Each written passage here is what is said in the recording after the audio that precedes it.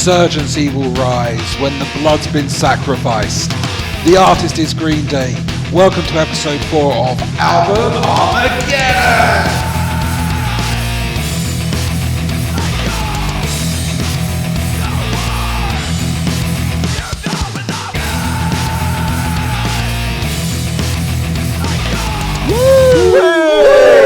Welcome back! Welcome to part 2 of episode 4 of Album Armageddon. I'm still your host, Si Stevens, and still with me are my amazing co-hosts. He will tell you a story that's by candlelight. It's Rob Macaulay. It's true, hello. She wears her overcoat for the coming of the nuclear winter. It's Cath Macaulay. Oh, I told you not to mention that to anyone. Sorry.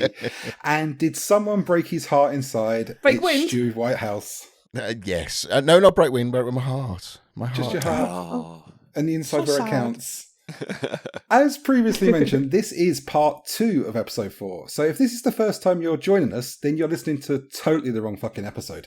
You need to go back one at the very least. Part 1 will also explain what Album Armageddon is and the rules of the show.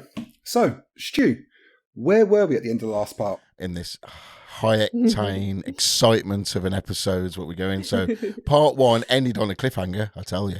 So if you haven't listened to part 1, get your ass to part 1. So the songs so far on the Super album, which is yet to be named, will be 21st Century Breakdown, Jesus of Suburbia, Holiday, Before the Lobotomy, Christian's Inferno, Last Night on Earth, and Is Jesus Nowhere. Oh, and another thing, the Napalm Death card hasn't actually been used yet. So Si has still got his wild card flying around, so everybody watch out. Excellent. All right. Yeah, that sounded very serious. I know. I got most of those actually. So I think we were in strong cahoots in the first part. I do love to be in cahoots. But for those who have come from part 1 and thought, these guys are a bit down on Green Day, I'm not sure. Well, you've heard nothing yet because the venom is coming. And it's not even carried in Cath's bucket of scorn either. So now we've got all that out of the way. Next up is She's a Rebel versus Peacemaker. She's a Rebel introduces a new character in the American Idiot story arc with Whatsername. Here, Jesus of Suburbia meets this free-spirited, rebellious woman who he falls head over heels in love with. The song details her strong-willed personality and her willingness to protest and rebel for her beliefs. The album cover was, of course, inspired by the lyrics "She's holding on my heart like a hand grenade" from this track, whereas Peacemaker switches Green Day's iconic punk sound to a fast-paced gypsy rock tune that describes someone looking for vengeance. Regarding the story of 21st Century Breakdown, the track sees Christian and Gloria continue their battle against the world's injustices. However, Christian's originally noble ideas are quickly becoming diluted by his wrath as he descends into the fire, the angry and hateful part of his personality that was first introduced in the amazing Christian's Inferno. Ooh. So, with that all in mind, and let's see if we start the venom off early. Rob, where are your thoughts on this one? Well, the venom. Let's tease ourselves into the venom. So She's a Rebel. Yes, welcome back to college party time again. It's my favourite party. It's my favourite party that I don't want to attend. Now, I've got a problem with both of these tracks, and they're both the same problem. So let's take a lyric from She's a Rebel. By Green Day? No. So She's a Rebel, vigilante, missing link on the brink of destruction. That's quite a heavy lyric, but sung in a tra-la-la way. Devalued much. On the other side, we've got Peacemaker, and here's a section from the lyrics in this one. As God is my witness, the infidels are going to pay. Well, call the assassin, the orgasm, a spasm of love and hate. Now, that to me should be delivered with a bit of gusto, but no, it's back to tra-la-la. So I just think that they've got some good lyrics in them, but they're just not delivering it in a way that it should be, thrust upon you. It does not please you. It does not please me. That's right. So, however, Peacemaker, The thing that made it for me was there's a cascading sort of vocal harmony in the background of it, and I quite liked that actually. It reminded me of some 60s track that I can't place. It might come to me later, or you guys might jump in and say, oh, it's that one. But the thing that I really liked about Peacemaker was there was a really great little instrumental section that builds up and up and up and up and up, as if it's going to go somewhere. And then we go back into the verse. So, but Peacemaker for the win. It was, again, this, like East Jesus Nowhere, was much more what my ears like. And again, they've got some musical props, but they just, oh yeah, we're going somewhere. Oh, let's go back into the verse. No, come on, guys. Go off in a 9-minute ramble of prog rock. No, it's don't fine. say that. Don't worry. Don't encourage them. So, Peacemaker for the win for me. Excellent. Okay. Stu, where are you on the whole Peacemaker Rebel divide? You're not really going to get much feeling from me tonight. A few parts you may do, and there'll be good reason, but I'm quite looking. If he says he's going to do Bohemian Rhapsody, I'm actually more looking forward to Robbie's reaction for the union. Anyway, She's a Rebel. That's a crap song. I'm sorry, it's just crap. She's a rebel, mama, mama, mama, mama, mama. Oh, piss off! No. A nice hand claps, though. I don't know whether you picked up. There's some hand claps on there. They're okay, I suppose. And I suppose it's got a bit of a swing to it. But the verse is all right. But honestly, no, it's not. It's the chorus, which is okay. It's just no, it's not. It's all crap. I don't like it. No, it's a Rebel. It's out of here. So Peacemaker. I like it only because it doesn't really... Well, it does sound like Green Day, but doesn't. So they've gone for a different vibe. And to me, I don't know where this gypsy vibe's come from. To me, it's a 1960s surf song. I've even read some background on Peacemaker, and they went, yeah. What was it, the bassist went, yeah, it's a kind of our gypsy song. I went, oh, is it? Okay, fair enough. But it has strings in it, which I don't think I've heard. I have. Because obviously they're big songs. I think I've had strings in, but these little ones don't normally have strings in. So, but I like the guitar part. So I'm going for Peacemaker. Nice. Even though I said I wasn't being venomous, and I did just start off with "it is crap." So you make your own mind up. I'm very inconsistent.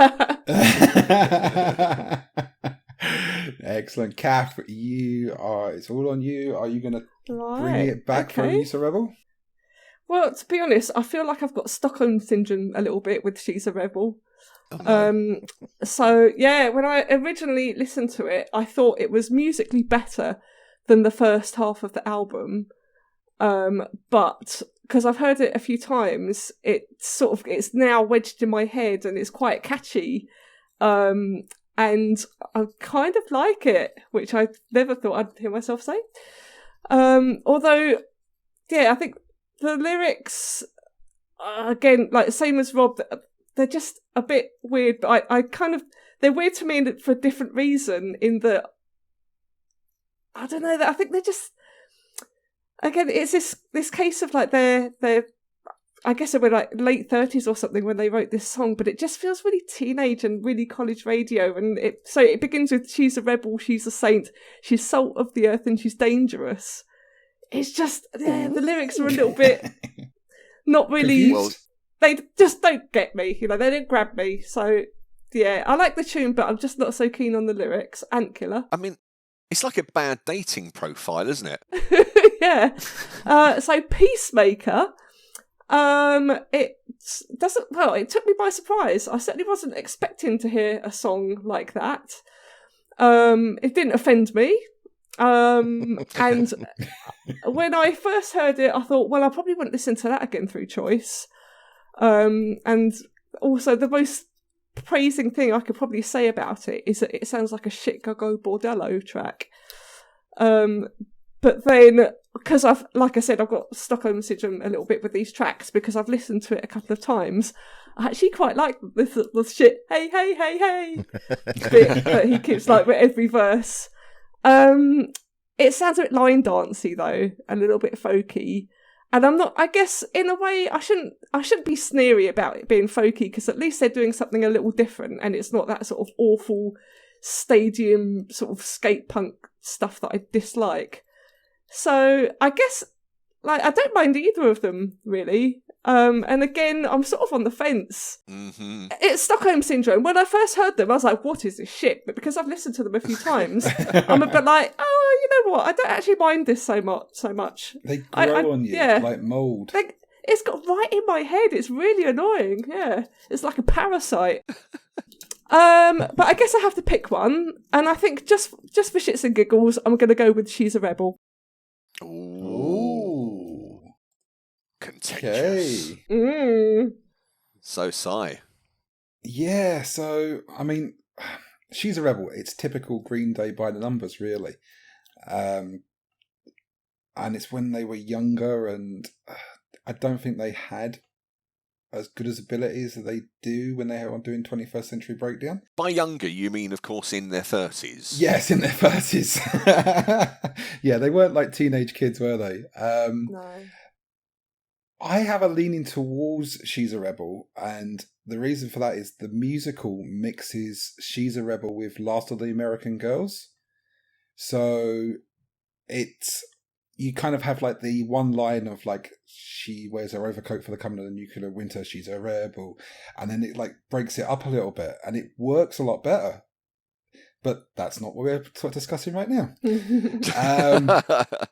Peacemaker is really structurally different from anything Green Day else does on these two albums. It's like, it shocks you because you're just not expecting it. It's a catchy song. However, I really fucking hate those three chords that leads into the guitar solo. Wah, wah, wah, ding, yeah, that's exactly what it feels like. It's just like, it's like he's tuning his guitar ready for the solo. Oh, I dislike them both for different reasons. You sound like you're in pain. Yeah, it's like, I think I'm going to go with Peacemaker just because it's different. You know, it's like if we put She's a Rebel on the playlist, I think it would get lost in the playlist. Whereas Peacemaker will kind of stand out a little bit. Peacemaker for the win. Okay, next up we have When It's Time versus Last of the American Girls, which was the 5th single from the 21st Century Breakdown album. When It's Time is also a bit of our creative licensing. This is the one from the musical. It was a song written by Billy Joe Armstrong for his now wife Adrienne when he was 19 years old. This song was never published until it was featured in the stage adaptation of American Idiot, and subsequently it was then recorded by the band for a bonus track for the Cast album. So the reason why we've inserted it here is because both songs in this battle kind of refers to Billy Joe Armstrong's wife Adrienne. With Last of the American Girls, it's also about the increasing lack of American people willing to stand up for their ideals. The Last of the American Girls here refers to both Gloria on the album, and of course, as we said, his wife Adrienne. One of the inspirations for this pop-punk number was the time vocalist Billy Joe Armstrong spent in New Orleans helping building houses for those made homeless by Hurricane Katrina. In May 2009, he explained to Q magazine, "I started writing it for my wife, but there's elements of Hurricane Katrina and pro-cycling activists, critical mass." Don't ask me. Interesting combination. They should, yep. It adds those elements to one character who has this left-wing strength. I mean, the backstory is better than the actual. Sorry, See, like, he's got a dartboard and he's got all these ideas around the dartboard. Yeah. He's like, I'm a bit stuck for what the topic for this song should be. So he's got these 3 darts and he throws them at the dartboard and they're just completely random ideas that he's got to stitch together somehow. Yeah, the fact that he stitches them together, I think, is a minor miracle. Well, tries to stitch them together. Occasionally, he ends up with 9-minute epics that are just sellotaped together. So, Cath, is it time or is it Last of the American Girls? What do you think it might be? I don't know, because Last of the American Girls to me is very similar to She's a Rebel, which kind of puts me off that. But then When It's Time is not your sort of track. So the description of When It's Time made me want to vomit. It's a song about a man who has trouble expressing his feelings to his partner, but knows that she is the key to unlocking the love inside him. Get me a bucket. You are so cynical, Cath. So cynical. It's just sappy shit. On a roll of D20, you will unlock the bucket. But if you score 1 to 19, you will be sick. So the record cover art was the best thing about this track. It's slow, it's boring, it's mainstream, it's pantomime punk. I still want to vomit. Not impressed at all with that one. So Last of the American Girls, I really liked the drumming at the beginning and the kind of the interesting bass line. That sort of got me very interested from the off. I like the sort of the effect they put on the drum sound, and I thought the melody was fine as well. It wasn't overly catchy, but I think it's quite listenable. I think I'm going soft in my old age as well. So the guitar melody during the chorus was quite interesting, and the guitar in the second verse, it really sounded like it's influenced by late 70s punk band Wire. Which always gets a thumbs up from me. I've noticed that, and I just thought, oh yeah, this is great influence. So absolutely, Last of the American Girls. Okay. Okay. Wow. Very positive Rob. from Cath. Yeah, so let's just take a minute here, 'cause that was positive Yeah, from Cath. yeah. Green Day. Yeah. I mean, wow. Okay, well, when it's time, nothing. Just nothing. It's lost in the ocean of songs of the world, never to be seen or remembered. You know, it's like, as Bob Mortimer said, it's looking for like a rabbit's tear in a petrol spill. It's less exciting than the Ordinary Boys singing I Love You featuring Preston from Big Brother. Oh, I remember that. That's the one where he can't pronounce "don't you," No. isn't it? Yep, it's that boring. Last of the American Girls, what a come down from the last two songs. So just to recap, the previous two songs on that album were East Jesus Nowhere and Peacemaker. Now we come to Last of the American Girls, which is just annoying. So which one am I going to pick? The one that's instantly forgettable in the world of music, or the annoying one? What a choice. God, I mean, this is going to go on a playlist for people. So which one do I not want them to listen to? I don't want people to be banaled out of existence by When It's Time. So by that token, Last of the American Girls wins. By default. Mic drop. Stu, on that bombshell. Not exactly a bombshell. However, I cannot believe you two have not said the word fucking Oasis. When It's Time is just an Oasis song, and that's it. Fucking hate it. Burn it. Kill Oasis it. that Blow bad? it up. Destroy it.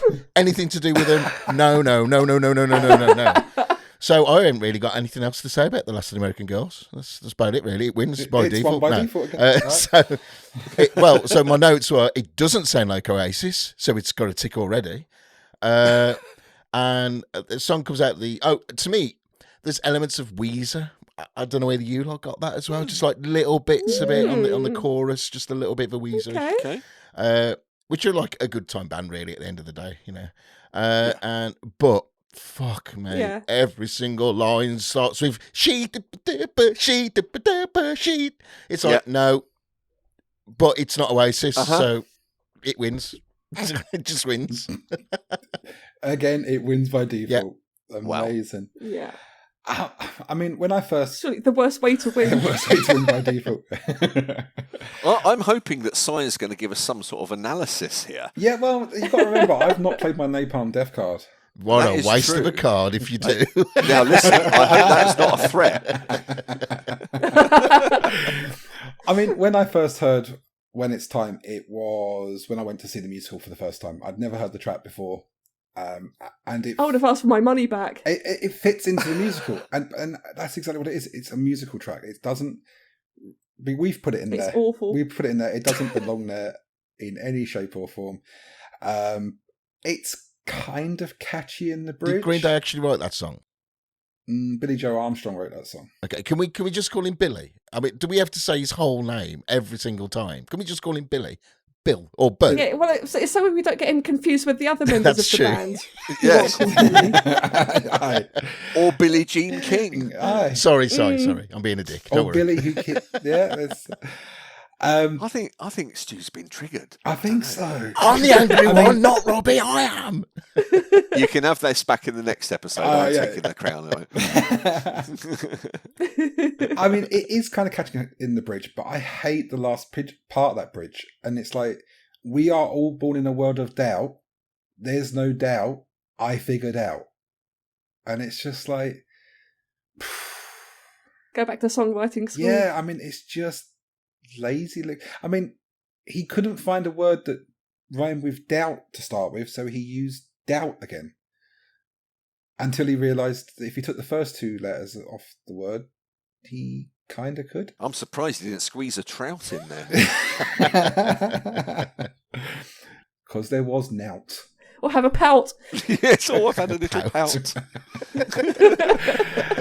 Last of the American Girls, I feel as well, is the succession to She's a Rebel. Again, probably because of the mix of the two songs in the musical. And it's one of those songs that I enjoy, but can't give you a reason for it. It's just there. It's probably because it's being compared to When It's Time. Yeah, it's a long way of saying it's a clean sweep for Last of the American Girls, probably by default. Right, good. That is the correct answer out of the two. Mm-hmm. Look forward to that, listeners. And you know what? You know, we just probably bulked up the listenings of When It's Time because everyone's going to be like, how is it that bad? Yeah. Let us know. Listeners, just don't do it to yourselves. It's awful. Take our word We've for taken it. the bullet for you lot, okay? We have. Yeah. Yes, That's right. definitely. We listened so you don't have If to. anyone does like When It's Time, do drop us a comment about that. Why? What have we missed? What kind of person are you? I mean, no. I'm sure you're a lovely person. I'm sure you are. Next up, we have Extraordinary Girl versus Murder City. Extraordinary Girl shows how Jesus of Suburbia has fallen in love with the rebelliousness and punk attitude of Whatsername. These character names are really cracking, aren't they? Awful. The track compares both characters and shows Whatsername as a strong-willed woman who, while it portrays Jesus of Suburbia as Whittle and a depressed man with no goals in life. Originally, Whatsername is attracted to Jesus of Suburbia's alter ego St. Jimmy, a hard and rebellious personality that suppress Jesus' loner psyche. St. Jimmy is the type of guy that Whatsername likes, so the two end up together. Though they both like each other, their two personalities clash and their relationship doesn't work out. The song also shows that while she looks to be strong-willed, Whatsername has a darker, sadder side, much in the same way that Jesus of Suburbia is the sadder side to St. Jimmy. Again, there's similar drumming in there from Bikini Kill. On several 21st century breakdown tracks, including this one, frontman Billy sings higher than on previous albums. Billy. Which Billy? Billy? Which one? That'd be Billy Joe. Oh, Billy Joe. God, Yes. Joe Why Joe did you say Armstrong. so? Yes, that's I'm right. Okay. Yes. He sings higher than on previous albums. He told Billboard magazine, even on our harder rock numbers like Murder City, I was doing a little bit of falsetto. I can't take that statement seriously. There are two different kinds of falsetto people can do. I thought he usually No. did. Wait for this, because this one's going to trigger Cath. I can see it in the... There are two different kinds of falsetto people can do. One is the irritating kind, and then there's the other kind. Which I think is... The Billy Joe Armstrong. Wow. While most of the songs on 21st Century Breakdown were penned by Armstrong in the final period of Bush's second term, this was the one track on the album to be written after Obama's election to presidency. So, Stu, Yes. what are your thoughts? My thoughts. It's not When It's Time. Let's put it that. Let's start it off with that. What? Oh, no. Nothing's going to be as bad as that. No, that song's gone out. Right, so Extraordinary Girl. Strange start, really, for the rest of the album. I have also listened to the albums in order they should have been listened to as well, like to try and get like the feel of, the vibe of and all that kind of stuff. So this So one, professional. This one, it's a very strange sounding song. Lyrically, okay, it goes with the rest of the album, yes, but it's a very strange song. So the bit I've got though, I don't know where anybody else picked this up, but for some reason, when it starts to get going, yeah, it's like a typical Green Day, but for some reason, I've got a 2004 indie pop style, as in, remember the band Blind Lemon? No Rain. I do that? remember Blind Melon, yeah. For some reason, it's obviously you can't map it directly, but it just reminds me of it. So therefore, it's got some very bad lyrics in there as well, like all Green Day songs, which we've documented quite well. Mm-hmm. So she's an ordinary girl in an ordinary world. So, and then Murder City. These are my notes. It's short. There are more notes. But it's short. Are you talking about your notes on the song? Yeah, my notes. Mine's very short. I like the guitar bit at the start because it scales up and it feels like it's building up to something more exciting, and then it just turns into a Green Day song. I believe is this song about riots as well? Because I've been trying to look at the meanings, and we're not right. This is one of these songs. I suppose it's like tarot cards. You can read in what the hell you want to whatever it tells you. So you can read the lyrics. It could be a love song. I don't know. To me, it's riots. Is it? Sorry? Yeah, it pretty much is. Okay, it is. I mean, you can take that with most songs, but I think because both these albums are concept albums, you kind of have to take them. You can't look into the lyrics too deeply and go, "Oh, it could be this, it could be that." And it's Green Day. I think it's pretty much what it says on the tin is what it's going to be about. Right. Okay. If I read correctly, it's about riots, baking cakes, and hedgerow maintenance were the three topics that he chose to on his spinny board of topics. Spinny board of The dartboard thing. Well, because he said cakes, Murder City it is then for me. Excellent. That is Murder City. And seeing as Rob's got the in-depth analysis on what the three topics were from the dartboard, let's go with Rob next. Okay, well, Extraordinary Girl starts off with an unexpected bongo intro. Nice. It actually reminded me of an intro to a Monster Magnet song, so I was hooked in there. I thought it was going to explode a bit. And then I got a song about Barbie. She's an extraordinary girl in an extraordinary world. Ordinary world. Extraordinary. World. This is Barbie Plus. Is it? So it's back to the cookie cutter pop music with jangly guitars and an under-exercised drummer. Dreadful. Yeah. Yeah. Murder City. I was tempted to give my award here for Extraordinary Girl based on the bongos at the beginning, but unfortunately the rest of the track will come with it on the playlist. So Murder City wins, but it doesn't mean I like it.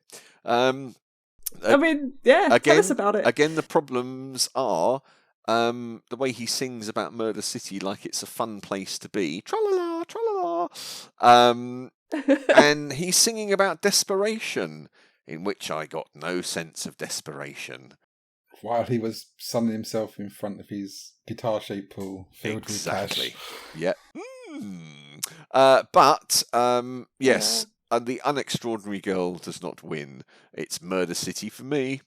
Ooh, okay. Cath, are we going for on the way to the Queen's sweep again? So I have to agree with Rob that the unusual bongo drumming was a brilliant intro to the song, and I thought, oh, this is maybe they're going to do another thing that's different. So this is great. Sadly, it turns into a boring pop song. The girl doesn't sound very extraordinary at all. Just kind of weepy. Not interesting. But the thing that I particularly liked about this song, as well as the bongos, was that there's a right in the middle, which made me laugh out loud. Quite unexpected. So that's the first song that I've actually laughed out loud at for the right reasons. So Murder City. So there was something of adamant about this song for me. That maybe like the drums and the opening lyric sort of made me think that maybe there's a bit of adamant happening there. But then it was just another sort of completely average American kiddie punk pop style song. And I watched a video to this, which didn't help me understand the song much either. It's just this couple in a room basically copping off with each other whilst the room's getting shot to shit. Like there's bullet holes coming through the wall, and I didn't really understand it. Copping off? My vote goes, yeah. I've not heard that phrase for years. So my vote is going to go with Extraordinary Girl. Oh, mixing it up. Just because of the. Literally, that's the reason. That's the only reason why. Well, this one's going to be quick for me, as I don't really care for either song. Mm-hmm. If I had to pick, and unfortunately I do, I would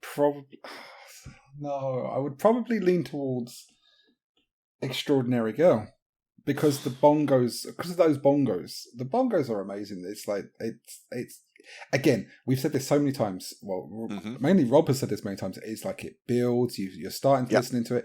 Oh, they're doing something different here. What's they going to do? What are they going to do? They're just going to go be Green Day again. Yep. And there's so much promise. Yeah, it's like it's like they almost forget that they're trying to do something different and just go, oh yeah, that's not going to sell, is it? Let's just be Green Day. Let's go back to the Do you know what it reminds me of? Do you remember that Peanuts cartoon with Charlie Brown and all that? And Lucy with the football, and she'd always get Charlie Brown to kick it, and then right at the last minute she'd pull it away again. And he never learned, and he just went round and round and round. Got up, no, this time I won't pull the ball away. It's that in musical form. I thought you were going to say that as well. As soon as since you introduced the characters, I'm like, I know where he's going with this. Yep. Murder City is a little bit rockier. No, I'm going to stick with my guns. I'm going to go, because of those bongos and it's different, I'm going to go with Extraordinary Girl, which ties it up, and I'm not going to change my mind. Yeah, and that wins by default. Cool. Then. Yeah, pretty much. Simon's overriding vote. Wow. Well, listeners at home, enjoy the 15 seconds of bongos at the beginning of that track, followed by whatever it was that followed that. Yeah. Next up, we have Letterbomb versus Viva La Gloria. It's another song where we can get the word Gloria in, but this one is in brackets, Little Girl. Letterbomb is presented by Whatsername, which is apparent in the Broadway adaptation of the album. In the track, Jesus of Suburbia and Whatsername romance has ended. She left him, believing that he is too melodramatic and self-destructive. Who would have thunk it? Viva La Gloria, Little Girl serves as a reprise to the fourth track on 21st Century Breakdown, Viva La Gloria. Billy Joe, the Armstrong variety, discussed this in a 2009 interview with Q magazine, in which he explained the meaning behind Little Girl in relation to Viva La Gloria. It's about a woman with a heavy drug problem. Viva La Gloria is about a person who has a vision, but this is a person who's distorting that vision with drugs and self-destruction. But Little Girl transcends that meaning when applied to 21st Century Breakdown's story, depicting the true depths of Christians' rage following the failed riot described in Murder City. Up to this point in the album, songs like Christian's Inferno and Peacemaker had only shown Christians' wrath to be directed towards the people perpetrating the world's injustices. Little Girl, however, breaks that pattern as Christian punishes Gloria for her believed role in the riot's failure, using her self-doubt against her in an attempt to invoke feelings of self-hatred and remorse. So many words. So many words, and my mouth couldn't work. So, who are we going to go to next? You all look like pain for this one, as if you enjoyed both tracks. Cath, you broke first. What a treat. Letterbomb.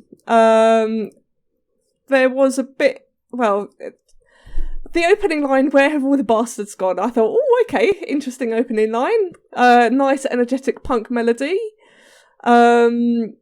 Didn't really like what the song was about. And I really hated the nursery rhyme song at the beginning, I think it is, on what was written on this note thing. Just really childlike. Why did you hate that?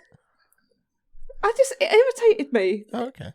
I just thought likes you. Yeah, it's like you start off with a sort of quite interesting sort of punky "Where have all the bastards gone," and it just doesn't work. Like you either have to, I don't know. I just didn't like the nursery rhyme thing. It just irritated me, and I thought it's not doing the song any favours. Yeah, so not very impressed, to be honest, with that. So I'm going to move on to Viva La Gloria, Little Girl. Is about a woman with a heavy drug problem. I thought this was a hilarious Cockney piano pub intro. But I just thought, oh, this is great. Okay, get the beers in, we'll stand around the piano for a bit of a sing-song. And then it turned to guitar-y. But it was still okay. And the reason why it was okay is because they stole guitar riffs from Know Your Rights by The Clash, which I thought was great. So the melody of the vocals and the song was one I actually enjoyed. So I feel like I've sort of transformed since part one of this experience. Talking about Green Day, they're getting, they've been influenced by Wire, Adamant, Clash. They're heading in the right direction as far as I'm concerned. However, the backing vocals did attempt to put me off because they're shit. But then what pulled it back was, so I've been watching the Witcher TV series recently, and there's a bard who does this very sort of very long, sort of warbly, prolonged notes, and they did that in this song as well. So, yeah, I thought that was quite funny. It reminded me of the Witcher TV show, which is Plus. So, yeah, I definitely enjoyed that song much more than Letterbomb. So, Viva la Gloria, little girl, gets my vote. Fucking bards.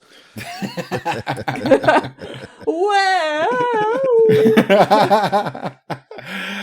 Rob, are you taking a contract out on those bards now, or? Well, Cath, as you're on the up escalator, you can high five me on the way down. On the way down. Oh yeah. So strap yourselves in. Yeah, Letterbomb. Good start. Good drumming.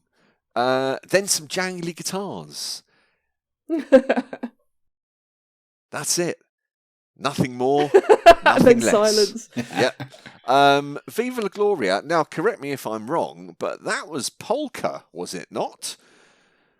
It could be. I thought, welcome to Polka World. And then I thought, oh no. But then I thought, oh yes, it's back again. Either way, much more interesting, much more memorable. Definite win, basically, just for stretching the direction of things. They tried to ruin it with the middle eight. They can't help themselves. But there's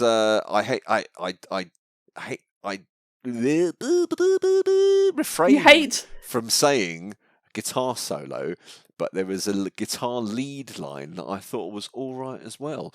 So up against Letterbomb, Viva la Gloria, little girl, easy win. Yeah.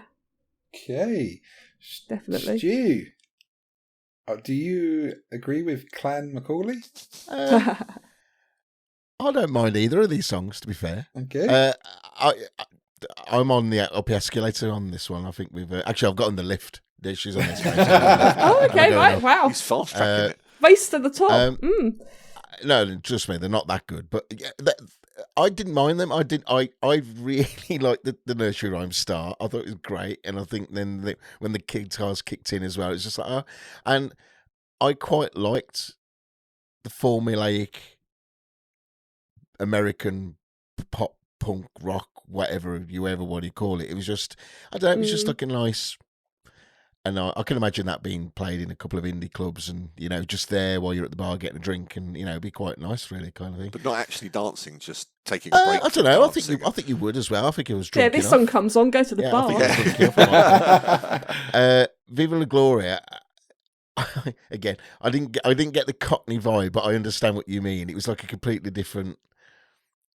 It's like a completely different style. It's like musically, it's way better than Letterbomb. I mean, you can't even argue it because they're doing lots of different styles and they're still doing their typical Green Day style, which is, I think they have to really. It's got to be a staple of their sound, but they're experimenting a bit more. To me, it had more of a 60s feel. But I actually like them both. And I have actually marked on here which one I want as a winner. But to be fair, I'll be quite happy with either one of them, which is a bit weird. So, you know what? I'm going to go for Letterbomb. But on my list, it was Viva la Gloria. But I've changed my vote. Okay, then. It's set in stone. Let's... with all their little explorations, a bit of bongo here, a bit of polka here, but, Cockney piano. They sort of, it's like they start off the track, oh, okay, we're going to go into new territory. And then they get to the new territory and go, oh, shit, no, run back. I don't like it. We don't like it here. The water's cold. Back to what we were doing. Do you think it's that, or do you think it's the other way around? It's like the songs get written, it's like someone went to and went, this is the same shit every track, and they went, well, let's just do something different. Bit like We Oasis. know because people buy it. So why wouldn't we want to release the same stuff? Yeah. That's the thing, isn't it? They are the status quo of the noughties. I'm going to have a contract put out. Come on, this is it. What you got for us? Well, little girl, originally I got a very old Western Westworld type feel to it. Yes, that's the piano. You know, one. like Yes. when Westworld does like cover versions, and it has that jangly piano in it. No, not familiar. That's then great. Watch it. But everyone's got a point of reference. But then I thought about it more and more, and it was like a black and white movie.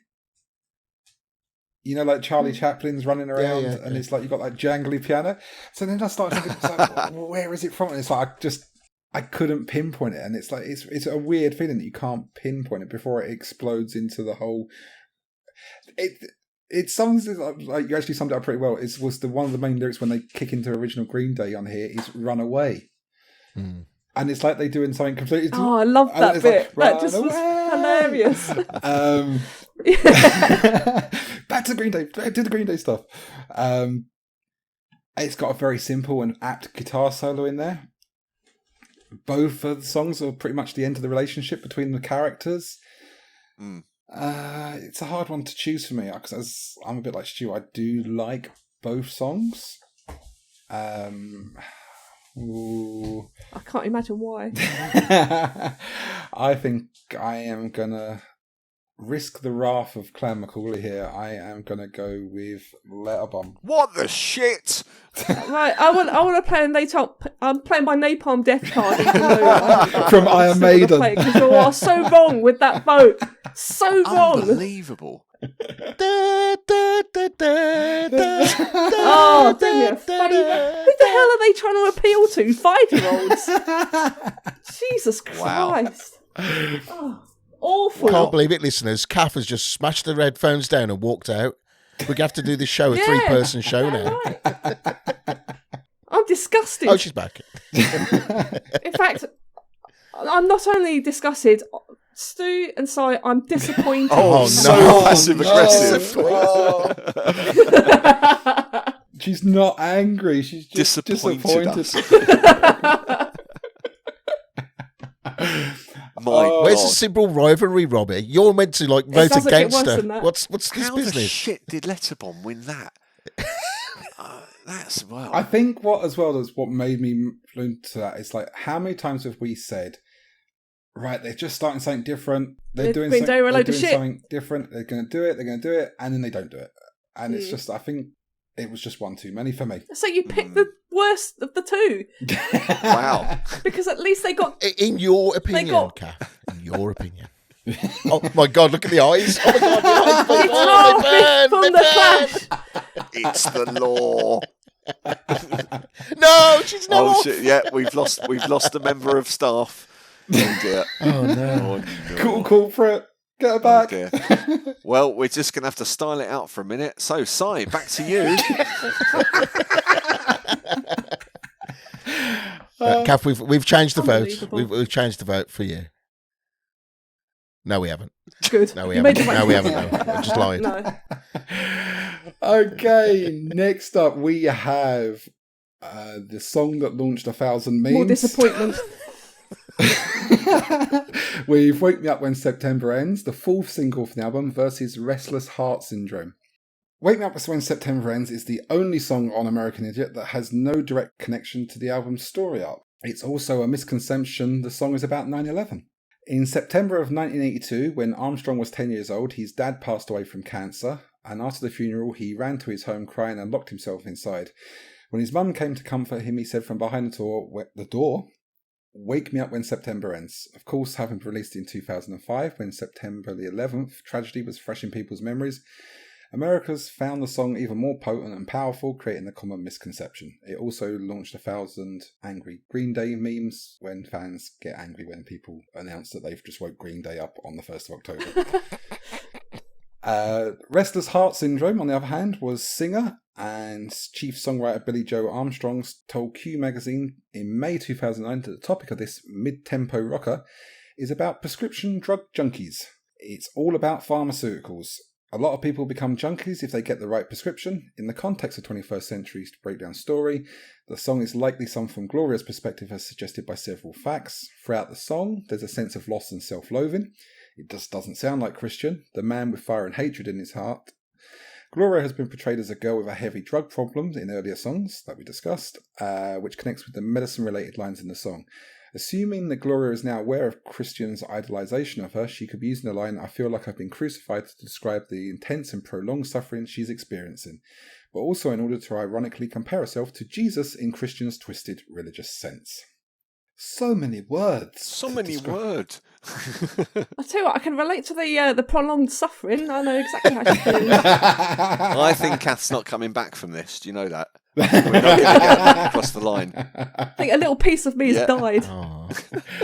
Well, let's see if we can bring her back. Cath? Are you there? Are you there? Send us a sign. John Groot's calling. What do you give? Nil pot? Right, Wake Me Up When September Ends. First bit of the song, nice and acoustic. Didn't need the electric instruments. And I've written in my notes, it's the first reasonable track in a long while for this album. So yeah, I thought it was interesting what the song was about. I watched a video. The video was about something completely different. The video was about the bombings, not about cancer. So, I mean, I didn't watch all of the video. Maybe it turned into cancer, but I just thought, oh, right, okay, so he's going to be a soldier. Boring. Restless Heart Syndrome. So, you're going to love a song that begins, "I've got a really bad disease." I think that's another song that did actually make me laugh out loud.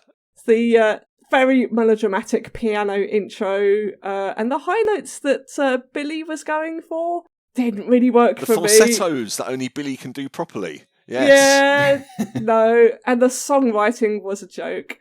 So, I mean, neither song are good, but I would say the first one I thought was less bad, I suppose.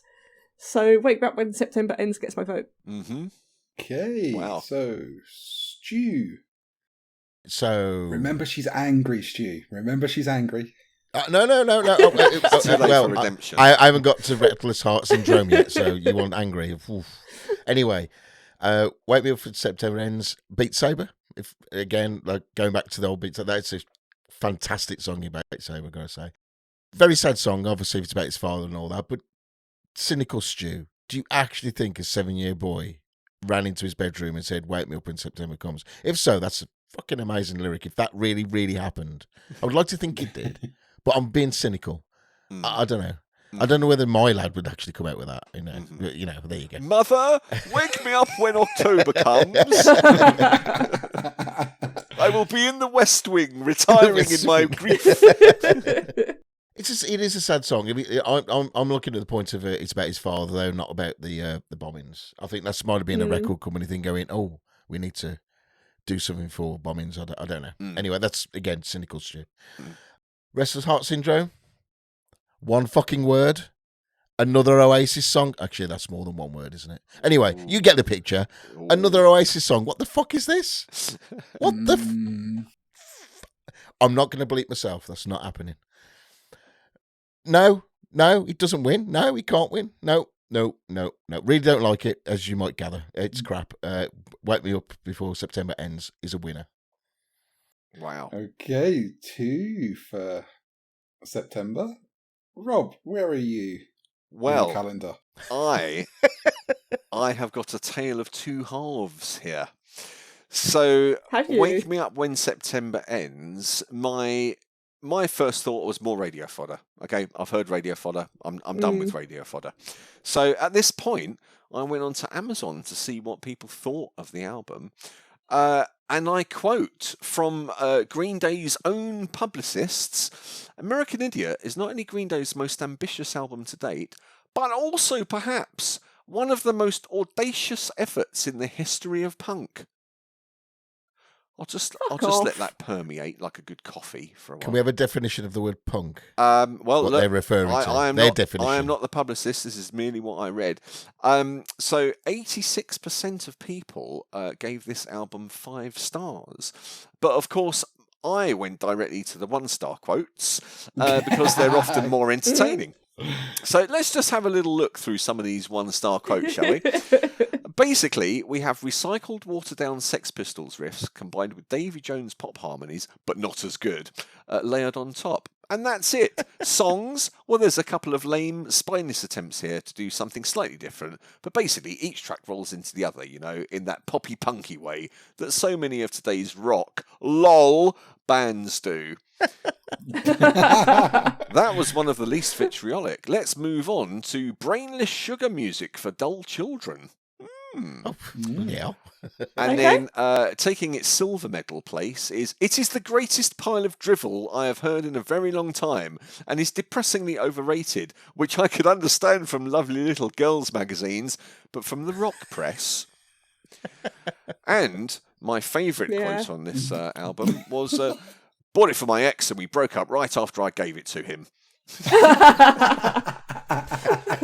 Wake me up when September ends. Wake me up when this track ends.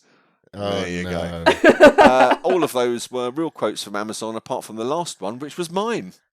Hey! You're a comedy guy. Hey! So, Restless Heart Syndrome, piano intro, instant sense of deja vu. Had I heard it somewhere before? Couldn't place it. Seemed very familiar. Stu's given us Oasis. Now, I can't say that because I know very little Oasis apart from the ones. Good, keep it that way. Exactly. So to me, it had a Beatles feel, which I could not fault the nod to. Okay. It was much more interesting, I thought. Big guitar breaks with a bit of a, dare I say, epic in inverted commas feel to it. I actually thought this was not a bad song. I found it. Is this where I storm out now? This is I found it reasonably enjoyable. But let's just backtrack again, because remember we were talking in episode 1 about Before the Lobotomy. Extremely heavy material. You could really have made something incredible out of that story. And the same with Wake Me Up When September Ends. You know, this is good lyrical fodder. And he's just not delivered it. So for me, Restless Heart Syndrome for the win. Okay. Right. I seem to be having a lot of pressure put on me. This part 2 of this episode. September Ends is an iconic Green Day song. Everyone knows September Ends. I think it's going to be one of those, if you appeared on Pointless and they said, name a Green Day song, you would not be picking that because you're going to score pretty highly. Mm-hmm. And it flows. I know it's pop fodder. It's radio trash. It's meant to flow beautifully. And like we said in the last episode, Green Day does that very well. However, Restless Heart Syndrome for me is one of, if not Green Day's most underrated songs. It's an onion song. It's got so many layers. Sorry. Don't do this. We're going to have another walkout coming. I can sense. Listen, me and Cath are going to get our coats and we're out of here. If you you carry on. You said that it sounds like Oasis. Now, the reason I think it sounds like Oasis because I agree with Rob in that it sounds like the Beatles. It does, and Oasis we know Oasis just fucked over. But remember, I did actually, in part 1, I did actually say I don't like the Beatles. So it tallies with me on that one, I'm afraid. I can say that I do like the Beatles, so I can say that it is, you can see the heavy influence of the Beatles, and you can almost sing A Day in the Life's verses over Restless Heart Syndrome's verses. Mm-hmm. Gotcha. And it was the first, when I first heard it, it was like, that's what, it took me about 4 days of going through it and trying to work out what song it was. Yeah. But it's A Day in the Life. It's so carbon copied, it's unreal. It links back to Little Girl, as the melody of the Little Girl solo is the melody of Restless Heart Syndrome's chorus as well. And the lyrics slightly changing and repeating line of I am my own worst enemy, you are your own worst enemy, kind of changes know your enemy completely. Rather than being the establishment, it's like kind of putting it on the person who's singing it. I do like both songs. I I'm just going to ostracize every fucker tonight. I'm going for Restless Heart Syndrome. And then voting that for the win. Yeah, quite right too. Bravo. Very good. Yes, yes, acceptable. Can I also just interject that? So we've ascertained from Stu that Oasis are guilty of being Oasis, but also Oasis are guilty of they're responsible for the Beatles as well. That's Oasis's fault as well in the arguments. The Beatles are responsible for the Beatles. Yeah, so they're just responsible for all the bad things about it, basically, regardless of who the band actually is. I just can't. Honestly, I can't stand them. Can't stand them. Okay, next up we have another 9-minute epic of Homecoming versus Horseshoes and Handgrenades. Homecoming is the climax of the rock opera. Jesus returns home. He's all fucked up. The song has whole pieces written by... This explains a lot. The song has whole pieces written by each of the current members of the band. Billy Joe Armstrong wrote The Deficient Jimmy, East 12th Street, and We're Coming Home Again. Mike Dirnt wrote Nobody Likes You, and Trey Cool wrote Rock and Roll Girlfriend. These songs were the product of a single jam session where each member tried to outwrite the other in a friendly competition instead of focusing on one song. Horseshoes and Handgrenades. House shoes are completely... Put your house shoes on. Completely different song. Horseshoes and Handgrenades is about the cracks in the relationship of Christian and Gloria from Christian's perspective, as he feels that Gloria is kicking him while he is down, but she'll be the first to actually lose something genuine. After the breakup, Christian burns and rips all the things she gave him and threatens to kill her if she ever shows up again. The song ends with Christian going into an alcoholic state and getting mixed up in bar brawls with prostitutes. And with prostitutes, or bar brawls with prostitutes. Doesn't make it clear. Well, if you're going to have a bar brawl, have it with a prostitute.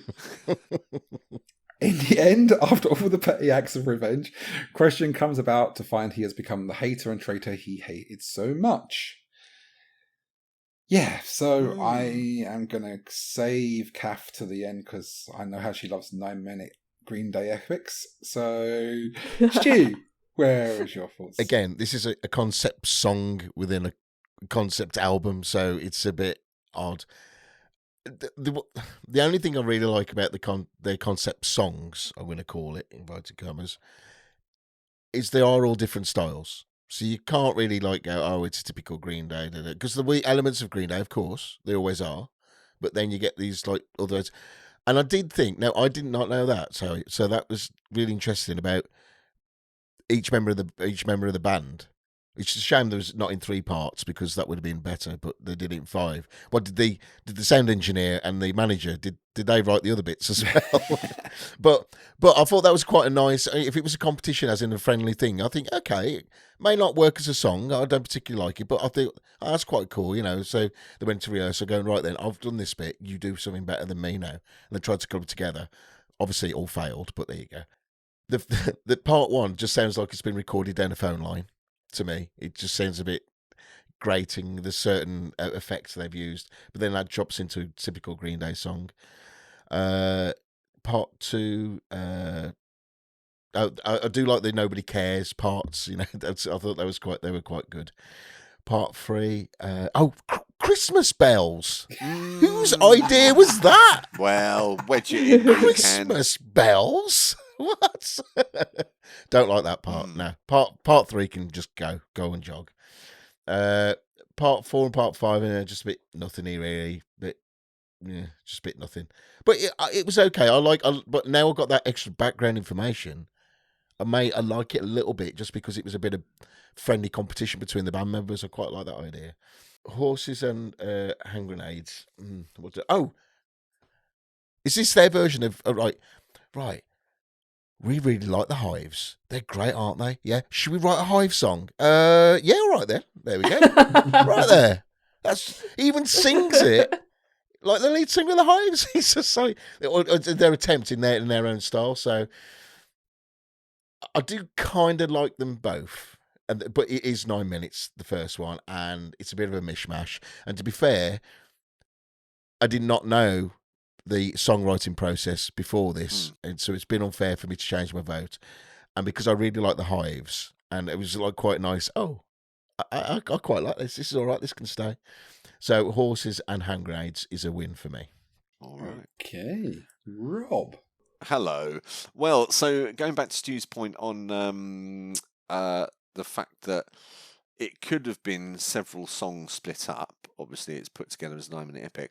The problem with that is, as we've seen, if they had been separate songs, they would have dipped their toe into the water and then run back again. So the only way to actually have something different in a Green Say song is to bolt them all together. So you can have separate, different things in there. But the end result, commercial rock radio. I did get one sense at the beginning, though, that there was something quite 60s about it.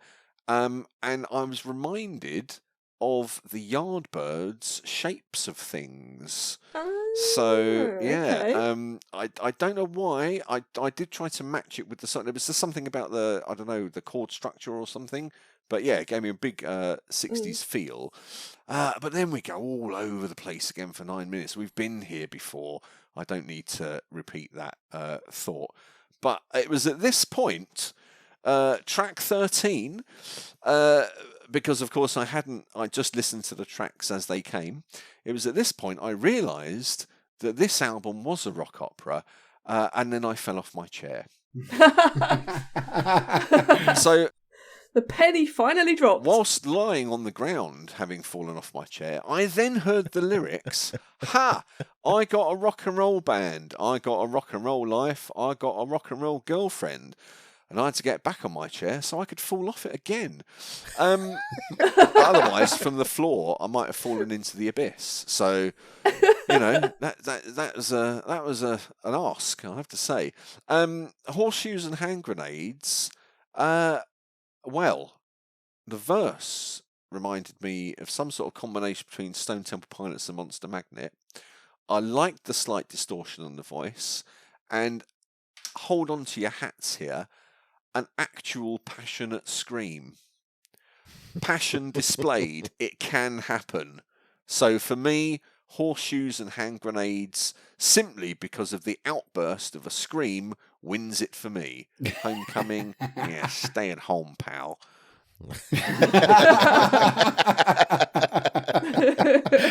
Oh, that's brilliant. I do love that. I love the fact that the whole song, a 9-minute epic, just lost because the other song screamed.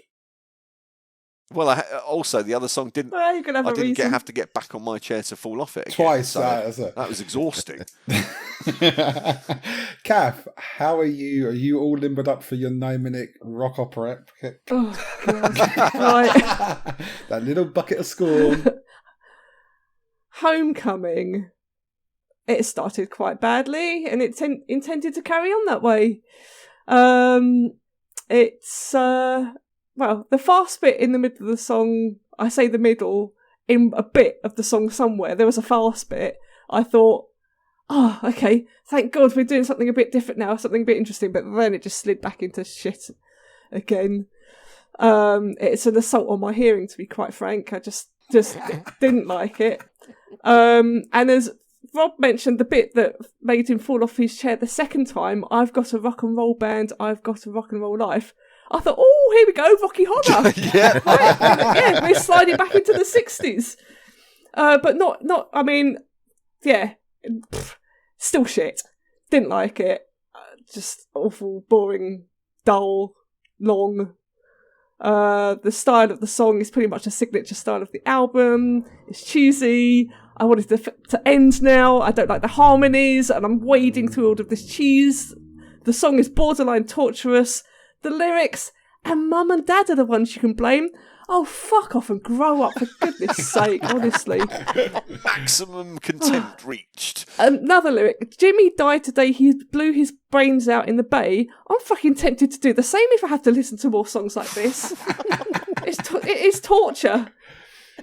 Didn't like that song. Say, what were your real feelings on it, Cath? So what you think? Horseshoes and Handgrenades. Yes! It's the hives, it's the vines, it's all the good stuff. Fucking finally, they're playing something decent that I like. So, although they're stealing the riffs from bands, but, at least it's something better. So I really like this song. I thought the guitar riffs were great. The drumming was great. I'd happily listen to this again. Much more familiar, much more my sort of style of music. Very energetic and upbeat. Absolutely the best song so far. Gets my vote.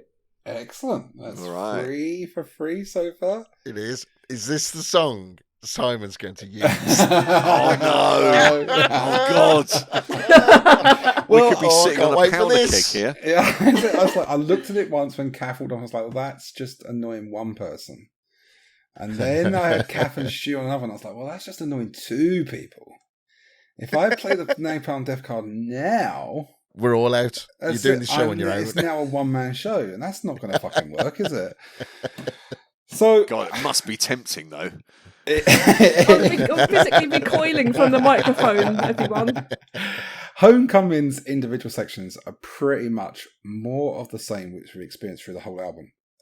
There's little elements of it. The Nobody Likes You, Think I'll Go and Eat Worms sections made into a mini song. Is it one song made up of 5 movements? Is it 5 mini songs that have just been smashed together to make one song? Or is it one song that's just a massive bowel movement? I mean, I think it works better than Jesus of Suburbia does. But... Well, yeah. I think everyone would disagree with you. I think it works just slightly better because... I don't know. I don't know why. I can't make up mind if it's the 5 movements or it's 5 mini songs. I just can't. I know it's been... The writing technique was 5 elements written by different parts, and it's very clear that it's not written by one person or a band working collectively together. Horseshoes. Just before you decide, do you remember when we were kids? Yeah. When you were at school, you used to get a piece of paper and fold it and fold it and fold it and fold it like a concertina. Oh, someone drove the head. And then you would write a bit of a story, and then the next person would write a bit of a story with no reference, and then you'd only see the previous bit. That's what they've done. It's a musical version of that. Yeah, totally. Yeah. Horseshoes on Handgrenades, on the other hand, it's a nice little angry ditty. Mm-hmm. I do love the effect that's on Billy Joe's voice. Mm-hmm. And that blood-curdling scream at the end of the second verse is fucking immense. Mm-hmm. I fucking love Horseshoes and Handgrenades. Mm-hmm. It's hard to say it would be anything else on the album. You're going to use the word "but" now, aren't you? Yeah, You're going to use it, aren't you? You're going to Please deploy the don't. "but." See, I love that. See, I could just eke this out, and you could join us back after the break. This feels like I'm on Who Wants to Be Part a Millionaire. 3 of this. I might need to get a episode. drink. I feel like we're the Avengers holding Thanos in Thanos' hand. Don't click your fingers. Whatever you do. It's home. No, it's not. It's Horseshoes and Handgrenades. Oh, good choice. Oh, we made the right choice. Thank God for that. Back down to DEFCON 2. Reset. Next up, we have Whatsername versus the Static Age. Now, Whatsername, Jesus, after being home and living in normality, still regrets losing Whatsername. It's been so long, he can't even remember her name, even though the fucker couldn't remember her name in the first place. He wonders what happened to her. All he has is his memories of her. The album ends with him still trying to forget her. Whereas the Static Age, Billy Joe the Armstrong, explained that the static is the saturation of our lives with ads, political garbage, bad news, and never being left to create our own thoughts about things, express our own opinions without having the right answers poured down our throats on the radio, on the TV, and the internet, etc. Quite a quote when there's so much interpolation on these two albums. But there you go. Let's have our own thoughts. Our own thoughts can start with Cath. Right, great. Oh, okay. What's her name? So it just sounds like all of the other shitty tracks on this album. It's really boring and slow and uninteresting until about 2 minutes 10 seconds in. So you've got to endure 2 minutes 10 seconds of boring shit before they turn into college radio. It's just yeah, I don't like the harmonies or the backing singing. I feel like I've got PTSD from the other 13 tracks on the album, and maybe some brain damage. Didn't like that track. I don't know if you're getting that vibe. I wasn't keen. You're not expressing yourself too well, Kathy. You're not really saying what you feel. So the Static Age, it kind of reminded me of Do Me a Favour by the Arctic Monkeys, although not for very long. Long enough for me to go, oh, okay. Quite an unremarkable song, really. Don't really remember much about it, but probably a blessing. And I found the ending, so relieved when it came. It reminded me of sort of a Buzzcocks sort of style ending with the lyrics kind of fading out. So yeah, I'm going to vote for the Static Age just because of the two references to bands that I actually like. Okay, that's the second track that's got it for you based on other bands. Yeah. I think they found a winning formula for Cath now. It's just yeah, steal other people's riffs. Stu, why are you going on this one? So, whatever's name, I quite like the drum and guitar intro. Well, the drums don't really change really through it, which is a shame, really. The really bad snare sound. It's just so muted. It just loses itself in the mix. It's a shame, really. Is it? Yeah, in the great scheme, is it a shame? This song also has some really nice harmonies as well near the end of the song as well, which I thought, and I quite like the whatever I useless of my mind. I quite like. I don't know. I just quite like the way it flowed and the flow of the song. Yes, it's very Green Day. I think we know the Green Day formula, and that's what it is at the end of the day. And I just think, I don't know, it's just quite a. I quite like the ending as well, where the drums are just do. It's okay now. Static Age, on my notes, it sounds like a Bruce Springsteen song at the start. And that's not an insult or a compliment. It's just what I've got my feeling from there as well. Because I don't mind Bruce Springsteen. Also, I got the chorus sounds a bit like a Weezer again. Weezer. A lot of other influences from a lot of different artists. The outro goes on far too long, and it reminds me of a Happy Beatles song now, where it's just when it got the guitars up there, they're all really happy. Oh, piss off, so I'm going to go for whatever's name. It's a very good Green Day song, very good formulaic Green Day song, and I like the fact they've got harmonies in there, which I don't really, or I can't really remember.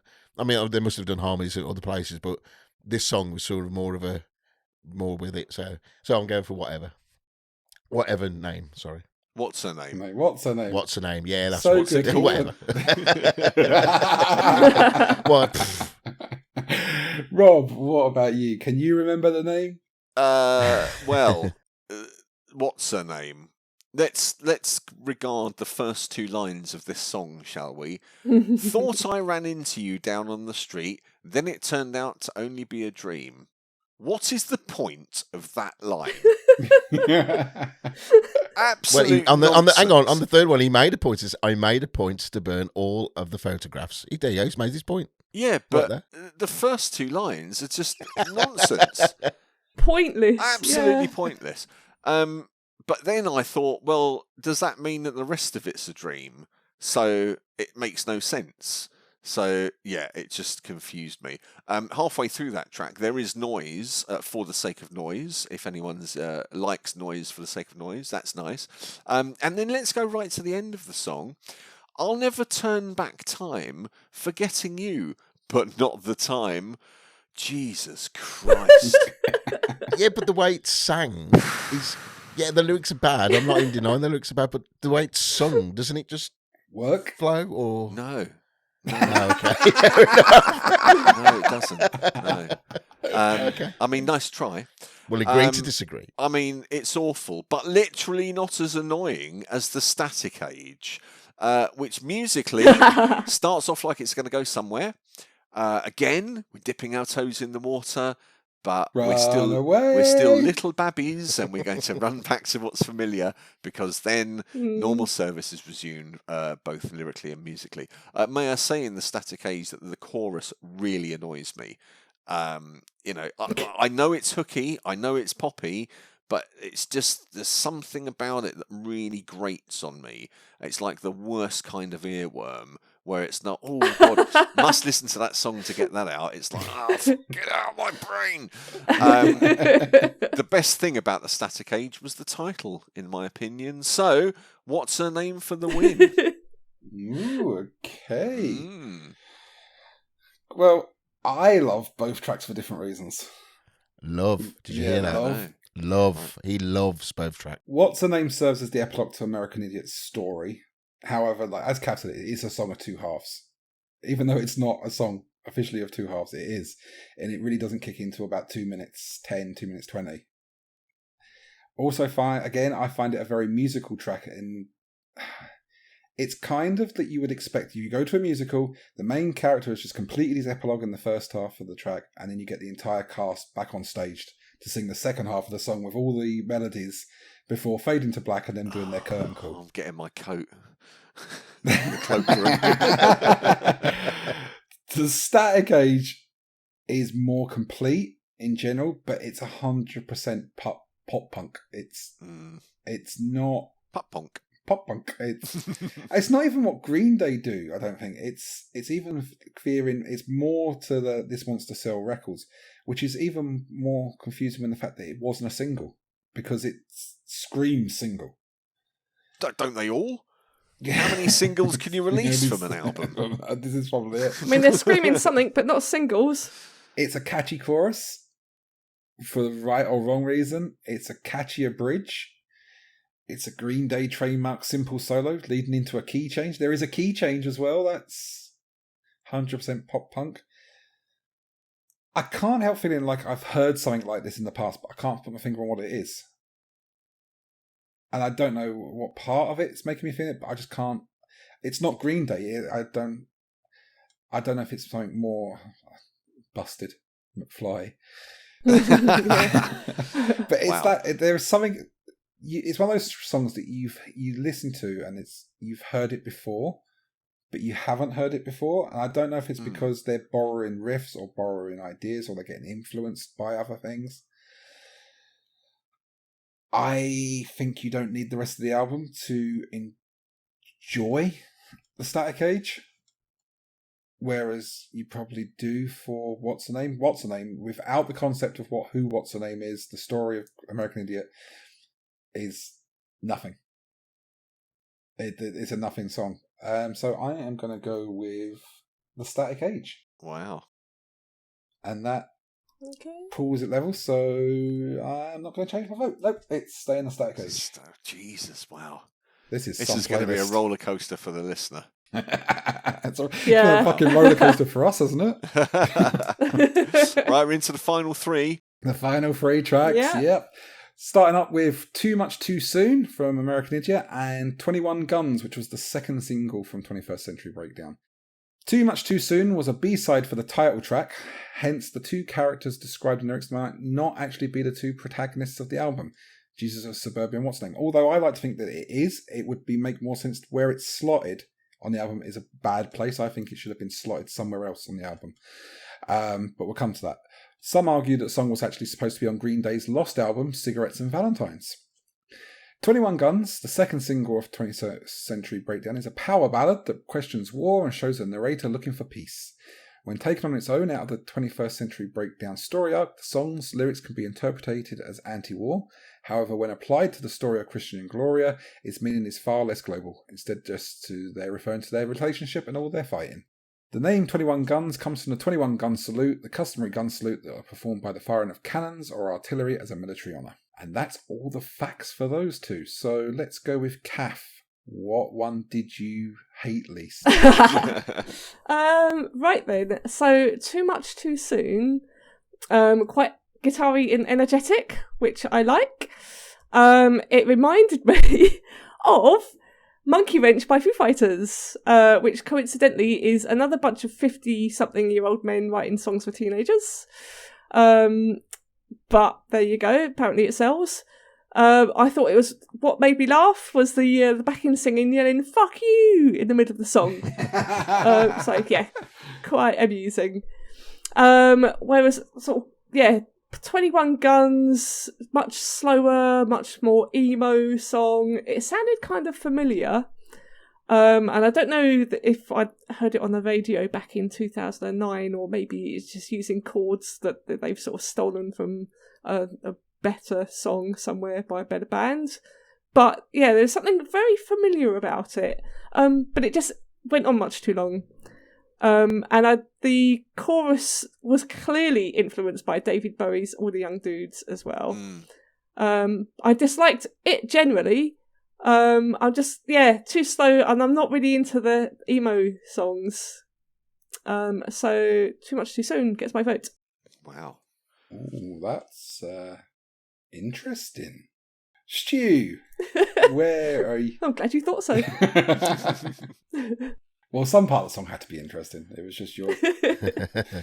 Stu, where are your thoughts on this? Is it too much too soon, or are you going for the military honour? This is a hard one because I don't like either of them, to be fair. What, an opening fucking gambit? I know. But, so, which in a way, I'm sort of contradicting myself because, I liked Whatsername, and in a way, Too Much Too Soon is a very typical Green Day song, and there's nothing interesting about it at all.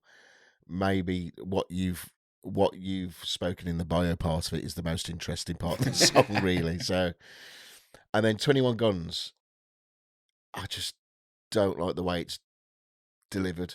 I just don't like the way the guitar starts and then stops, and then and then and the way he sings the 21 Guns salute. It's just. Is it an anti-war song as well? Because it seems, again, it's one of these songs you could read something into it and it could mean completely something different. I don't know. Is it an anti-war song? Yeah, I think it's like if you take it out of its concept of it's an anti-war song, but if you put it into the story of the album, it's more about the characters' relationship. Right. Okay. I don't know. To be fair, I think this is probably the only one which has properly stumped me because both of them just don't do anything for me. I'm going to go what Cath said. Too much too soon. Too much too soon. Wow. Okay. 2-0 now. So yeah, it's just Sorry, it's a bit like I think this is the first 2 albums that we've bounced. Looking at what we've voted for so far, we're only a few songs off, but we're bouncing from albums a lot more than we do previously. Well, some of you might be. Rob, are you we're looking for a three-peat here, or are you gonna buck the trend? I'm going to buck the trend because my summation of Too Much Too Soon was Too Little Too Late, and I skipped it halfway through. I went to 21 Guns. Did anyone notice the toe in the water moment on that track? Yes, we had what I think was a nice little slow volume pedal on the guitars. But then we got into some generic shit about fighting, dying, suffocating, pride, heart, control, and soul.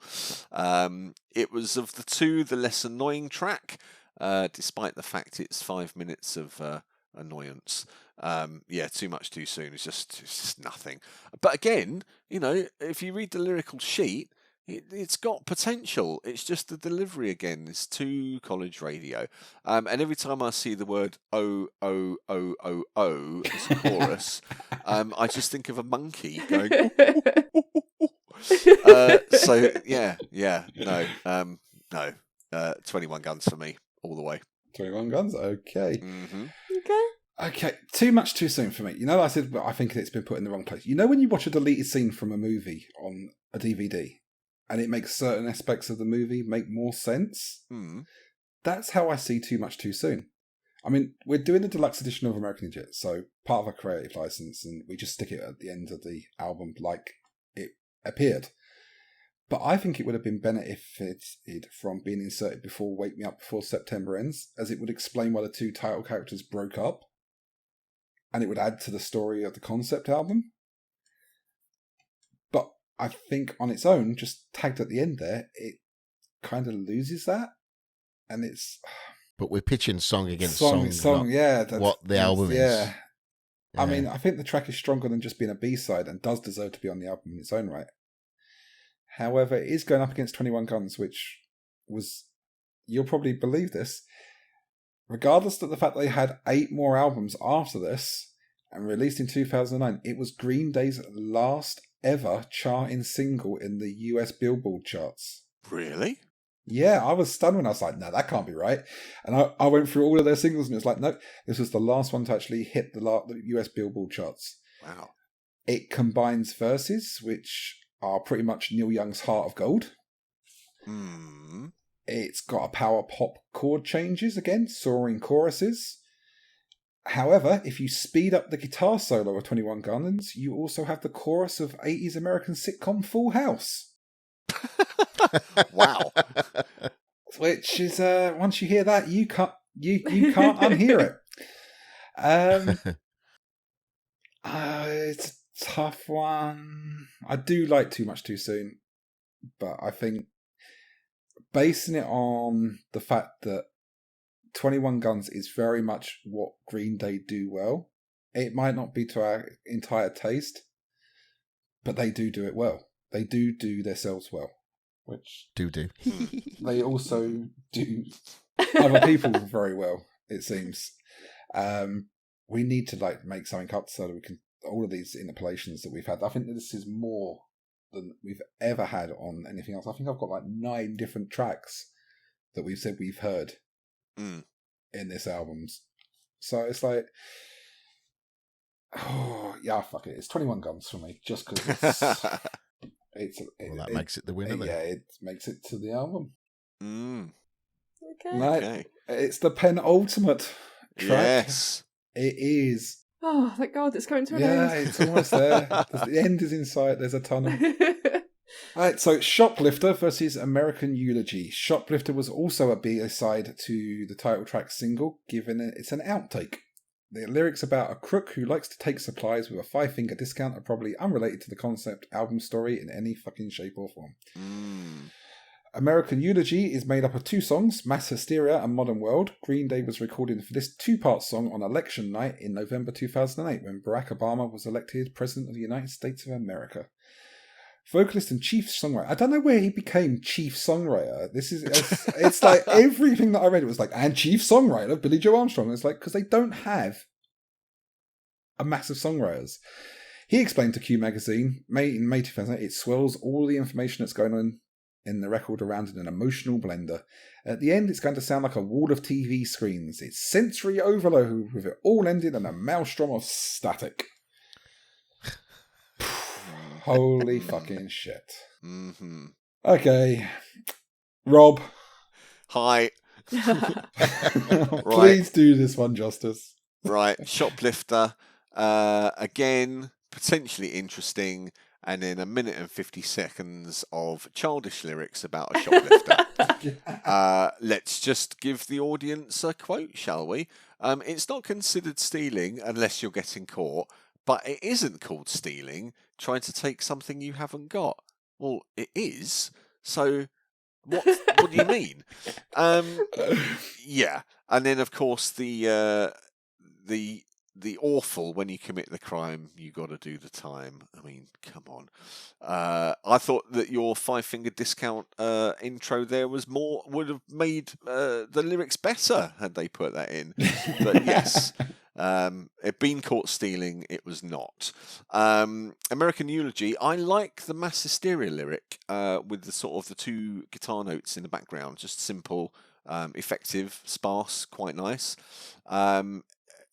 It just didn't surprise me that this won even before we got to the other part of the track, the Modern World bit, which was just awful. I don't want to live in the modern world. Well, put your guitar down then and step away from the mixing desk, turn those amps off, turn the lights off on the way out. Yeah, that just was painful. It's supposed to be catchy, but then so's Leprosy. So, but having said that,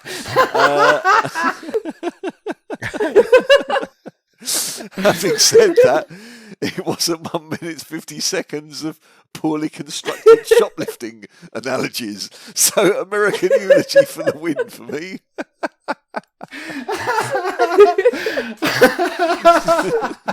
Oh, that's it. Show's done. Let's go. Oh man, that was superb.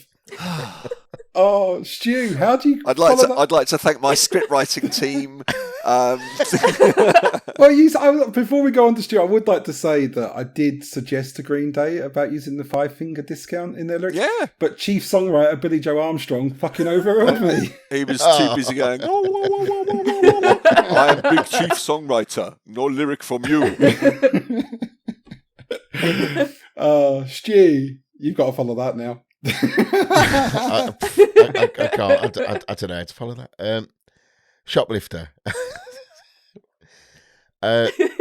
Kind of like the guitar riff in it, but it just it turns into such a Beatles song at the end.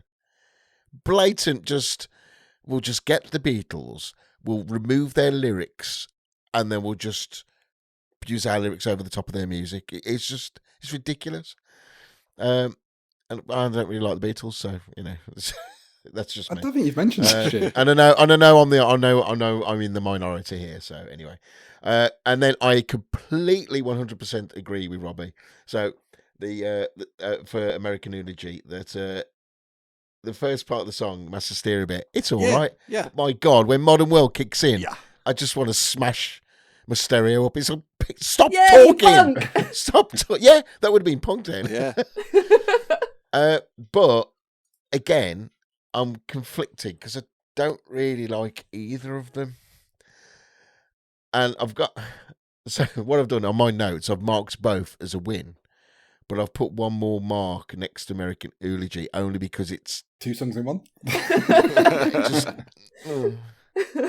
And also, it makes you turn French. I can't follow Rob with his gesture rant is. then. I mean, what am I supposed to do? I'm going to go American Eulogy because Rob scares me. And I'm running about the same thing he does. There we go.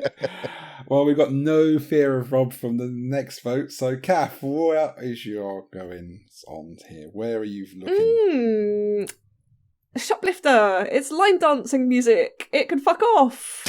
Moving swiftly on. What to line dancing American classes Eulogy. are you going to? Line dancing, have you listened to? La la la la la. Nah, boring. Don't like it. Don't like the tempo. It's just dull. But anyway, the more interesting song, American Eulogy, started brilliantly. So there were guitar chords that were straight from the Buzzcocks with the wee woo wee woo. Brilliant. Yep. So I thought that was very interesting. Then the singing was pretty good with a fun little scream mid-song. And I was delighted to hear a little bit of Clash City Rockers in there too. So all the favourite punk bands influenced this song.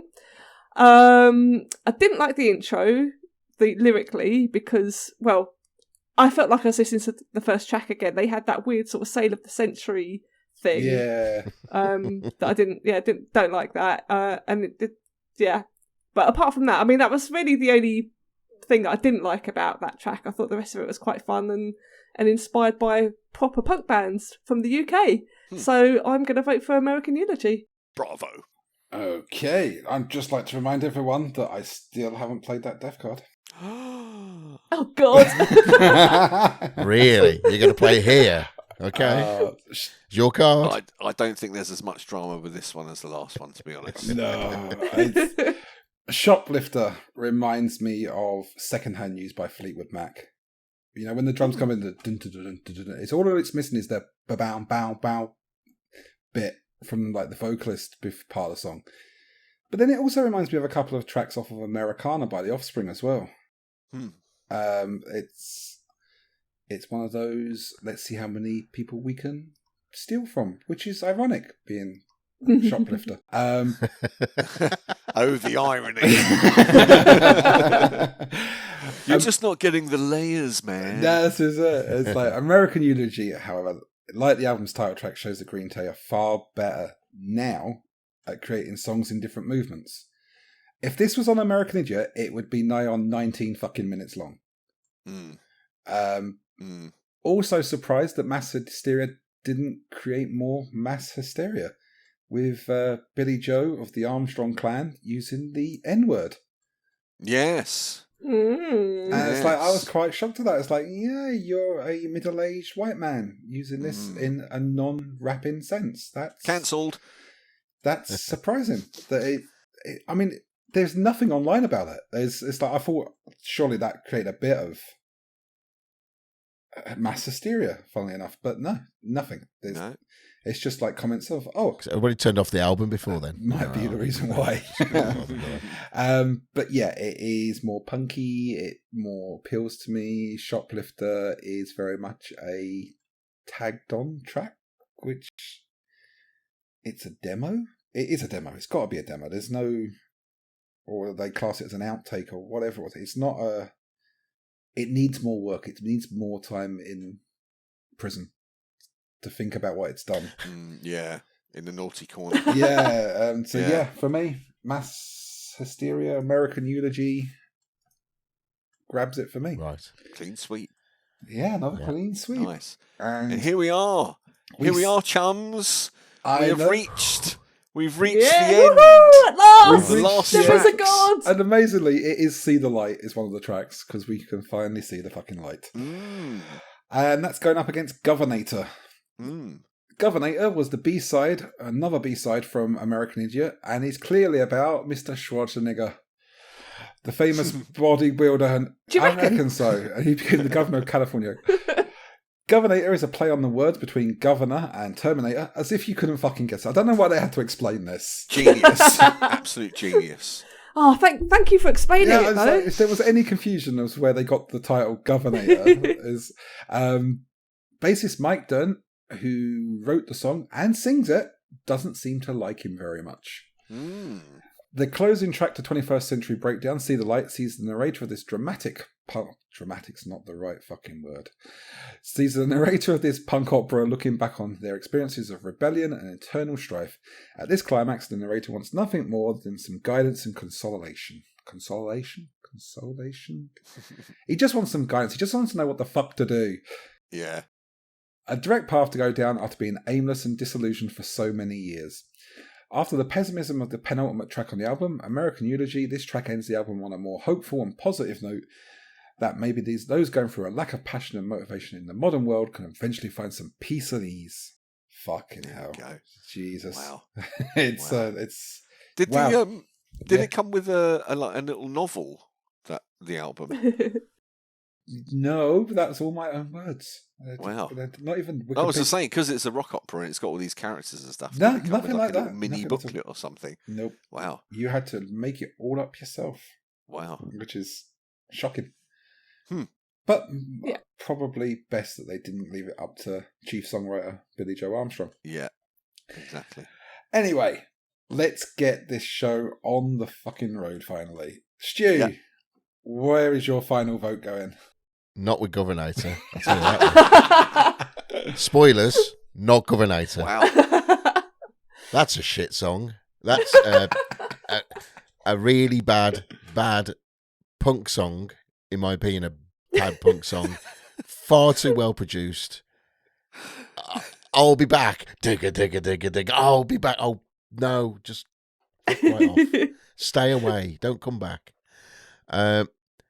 But it is, what you pointed out is a very typical anti-government song, which, it's fine. But I think we've all discovered that they are very good at writing. And you know what? I'm not, I said in part one, game on, if I could write pop songs and keep on releasing them and everyone be a single and I can make shitloads of money of it, Yeah. Of course I would. Of course. I'll be a sellout. I don't mind. There'll be lots of money. I mean, I'll be quite happy in that sense.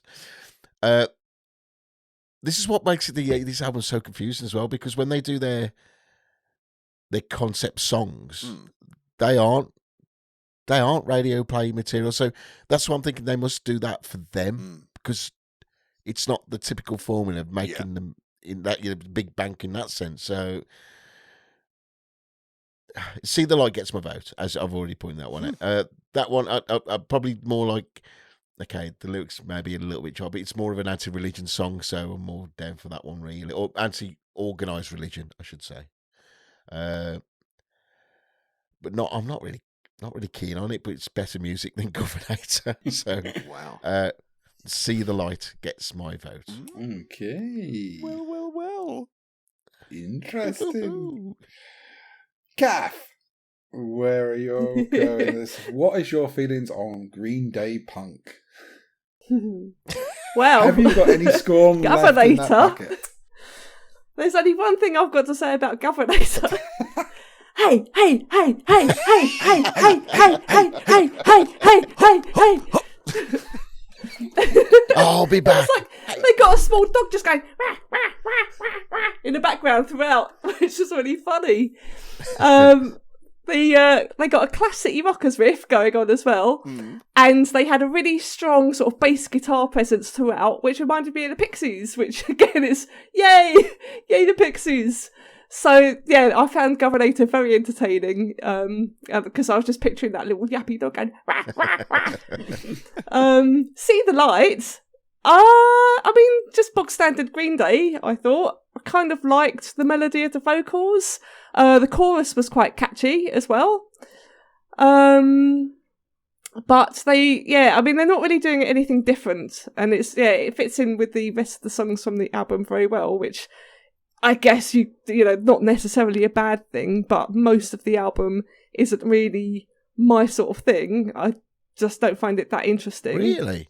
If anyone had got the impression that I did, I thought. I mean, it's not a bad track. I've heard worse, but I don't know. It just didn't entertain me quite as much as Governator, so I'm voting Governator. You can't have the vote for that. You're welcome, Stu. I'll be back. Digga, digga, digga. See, it's got, No. Hey. That's where it's at. It's also got a couple of chug-a-legs in it as well. Has it? Yeah, it's like a half a chug. It's like a chug. I must have only listened to 30 seconds. I went, nope. And 1 teaspoon of chug. Yeah. Robbie, Hello. we're all tied at the moment. Well, let me diffuse that situation by simply saying, hey. I like that. Hey. I like that. You like it? Oh, I liked it. And you know what I would have liked with it? Some hand claps. hang on a sec. And you're the one who's like there. You're the one there who's like all the way through this process and gone, it's far too college radio. Oh, no, I can't know. They're rubbish because it's No. starting If you just taken that bit out, hey, give me some hand claps in there as well. Wonderful. Maybe a bit of cowbell as well. Oh, okay. Well, It's really Ramonesy. Right. It reminded me of Ramones. There we go. I also liked there's part of the guitar riff had quite a sort of robotic drone to it. Think Queens of the Stone Age sort of robot mode. I go back to Stu's comment about selling out and making millions. That's fine. As Lemmy quite rightly pointed out, we're not in this to be poor. So if you're going to sell out and make millions, bloody gone on you. But having done that, then you've got license to do what you want, as opposed to just churning out college radio after college radio. But the Governator, I didn't think they were trying to do that. It didn't feel to me like it was supposed to be a radio song, compared to all the rest, I might say, in context. I thought it was one of the more memorable tracks on the album. And I also liked the lower register and the vocal delivery, even though the superior falsetto, which is better than anyone else's falsettos, was not on this track. it was a good falsetto. Yeah. Now, I didn't pick up the background to the Schwarzenegger thing at all, because I hadn't read into it. I was just listening to it for what it was. So I actually liked the "I'll be back" bit. Out of context. Now I know the context, it's taken the sheen off a bit. See the Light. See the Light has the same two opening chords as Rush's Second Nature off their 1987 album. Also one of their worst songs. So that was a bad start there. Lyrically, I want to see the light and I don't want to lose my sight. Well, yes, thank you for that. Even though it would also have been better if the second half of each line, for some reason, they had some propensity. Right, we must have a harmony on that bit. right? Then another line, then another harmony, which just got annoying. For me, counting up the tracks that I liked across the two albums, it was 21st Century Breakdown that I thought was the better album overall. In fact, 11 tracks versus 5. So I thought that See the Light was a poor end to an otherwise superior album. So it's Governator for me. Hey, hey, hey, hey, hey. I'll be back. Oh, okay. So, I mean, Governator, we've all said it. Governator really doesn't sound like a Green Day track in the slightest. And I think it's compounded by the fact that it's Mike Dirnt that sings the track rather than chief songwriter and lead vocalist Billy Joe Armstrong. And it sounds much more American punk than the current form Green Day occupy. And we were saying about selling out and making millions. They were very punky, American punky. And then they sold out and became in their stadium rock form. And they got slated from their previous fans that they sold out. Ironically, their latest form, which is more poppy theme song for NHL games on CBS, has also gained ire from their previous fans of them selling out yet again. So it's like maybe they've not made enough money from the first sellout that they've sold out again. So I mean, it's good if you can sell out more than once. I mean, well done. Yeah, I mean that takes some doing, doesn't it? It's like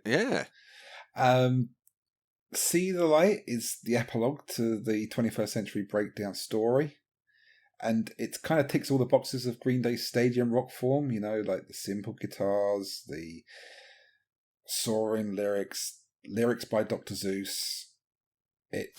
It's all of that, and I do like both songs for different reasons. And it's what is the best way to finish an album, or in our case, a playlist?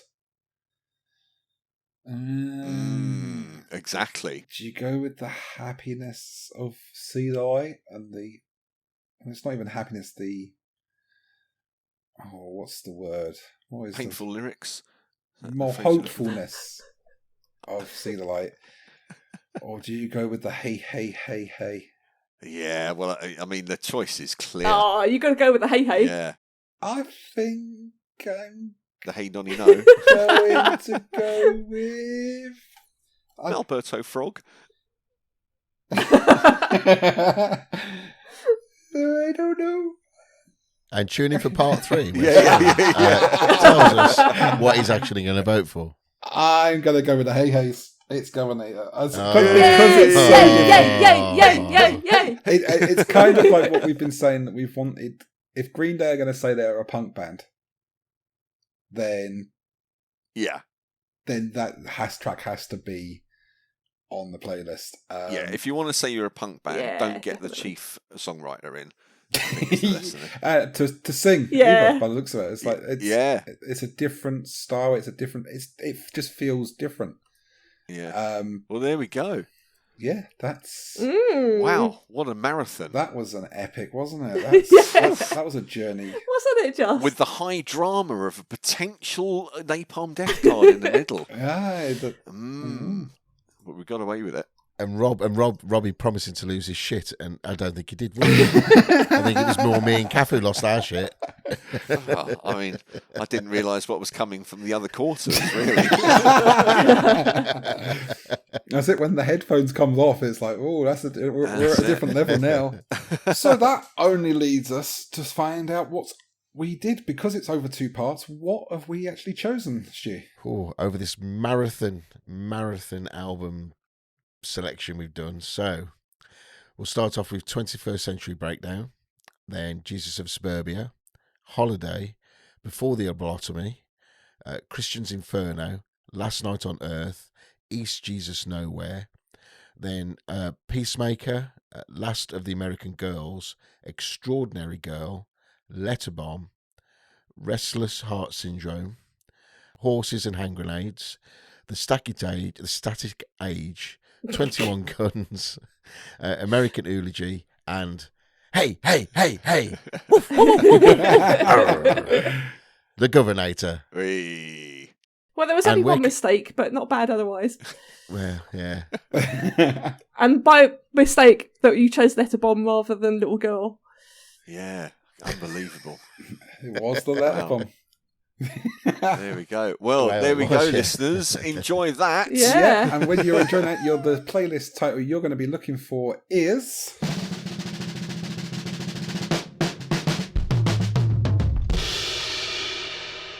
21st Century Idiot.